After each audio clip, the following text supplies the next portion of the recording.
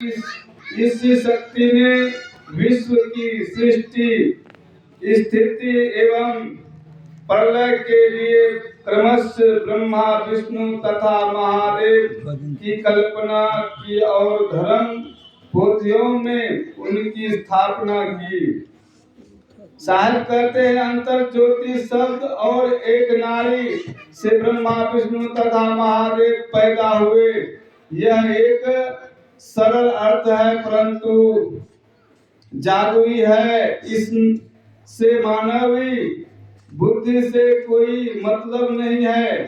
कहा जाता है कि उक्त तीनों ने असंख्य नर नारियों को जन्म तो दिए, परंतु वे संसार का आदि अंत नहीं जान सके। परंतु पुराणों में स्पष्ट है कि इस अनंत विश्व सत्ता के सामने उक्त तीनों देवता अल्पज्ञ बने रहे हैं। साहिब कहते हैं, ऋषियों के पिता पितामहों तथा पर पितामहों और पुत्र पौत्रों तथा पर पौत्रों द्वारा शताब्दियों के प्रवाह में वेद की रचनाएं बनती रही है।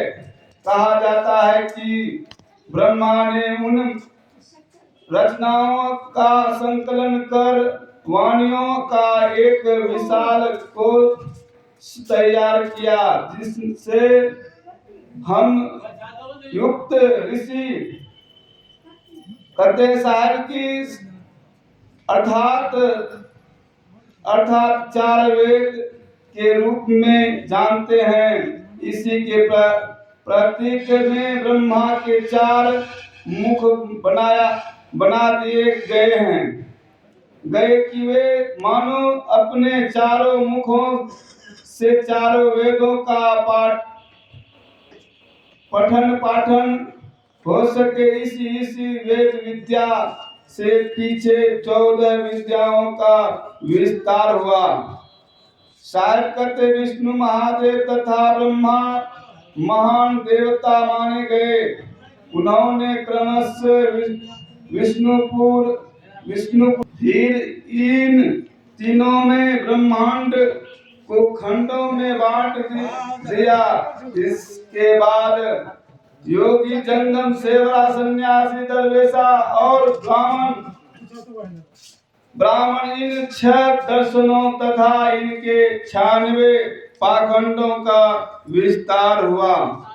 यहाँ तो बहुत सारे इनका जो है बहुत लंबा चौड़ा इनका भावार्थ है। तो साहेब कहते हैं, कवि साहेब हृदय निवासी चेतन को ही राम मानते हैं।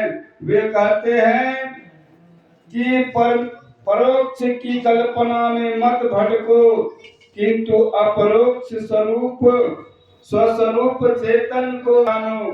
जब तक हम सब अपने स्वरूप को नहीं जानेंगे, जब तक हम ध्यान साधना नहीं करेंगे, तब तक हमको स्वस्वरूप का बोध नहीं होगा।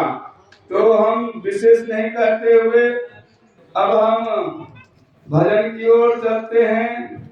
बोलिए सदगुरुदेव की जय, सदगुरु कबीर साहिब की जय।